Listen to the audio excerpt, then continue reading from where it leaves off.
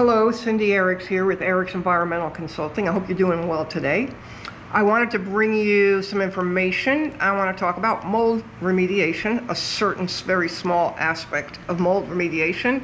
And I'm going to show you a picture here and describe to you what I see, and also to describe to you some of the things that we run into with damage in these areas. So, this is a photograph beneath a kitchen sink, and there's evidence of water damage. There's a, you see the hole there that goes to the underneath. There's about a 4-inch, depth beneath that cabinet. And so anytime any water gets down there, like you can see right here, right there, you can see how corroded that is. You see how corroded it is? There's been several leaks under the sink over time, as you can tell by all this delamination. But any standing water is going to go down into those holes, and that water is going to sit in the space beneath, that 4-inch space beneath the cabinet. And what that will do is that will cause mold.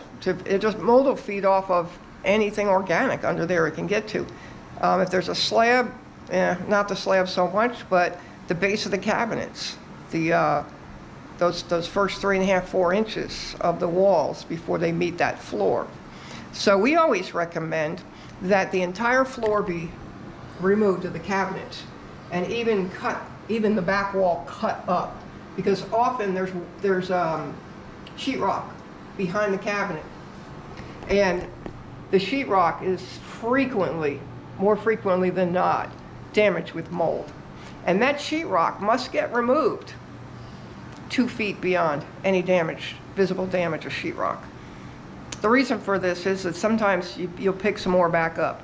It'll kind of skip because places are unlevel, floors are unlevel, and water will travel. Sometimes it skips. Sometimes it'll skip a few feet, several feet into a next room.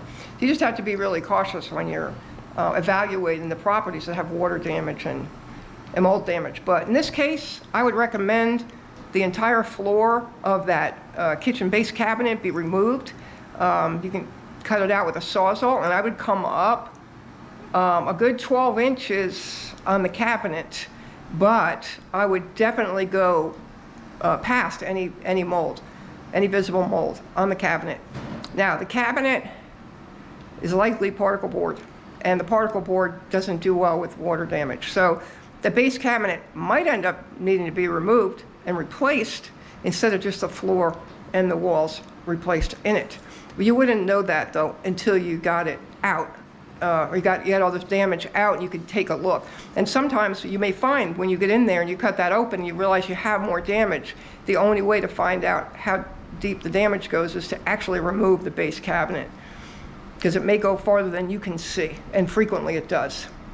So we recommend that just a full investigation. If you have damage underneath the kitchen sink, or even a bathroom sink. Often the vanity needs to be replaced, and we recommend that you either replace the whole vanity or at least pull it out and get it to a place, maybe in the outside air, the garage, someplace where it's mold spores won't be just pouring through the house. And we recommend that you get it out there and take a look to see, can it be cleaned. It might be able to be cleaned if it's not too porous. So that's our tip for the day when dealing with mold in your home or office, for that matter. I hope you enjoyed the video. I hope it was helpful to you. And you let us know if you have any questions.